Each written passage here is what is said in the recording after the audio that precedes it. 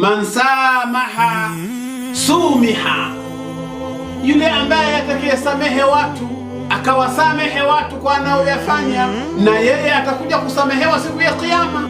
Au hapa hapa duniani Mungu anaweza kukuletea watu ukafanya machafu wewe na watu wakakusamehe.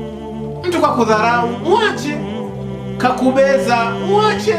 Faman afa wa aslah, yule ambaye atakayesamehe wa aslah, na akatenda maneno yaliyokuwa mazuri, fa ajruhu ala Allah, basi malipo yake yako kwa Mwenyezi Mungu mtukufu. Wayambaghi an yatasaddaqa bi shay'in wa ahlu sabri wal afwi, na wale watu ambao wenye kuwa na subira na kuwa na msamaha kuwasamehe wenzao, fahum ahlul hadhil azim fil akhirah, hao ndio ambao watakaokuwa na malipo makubwa mno huko akhera.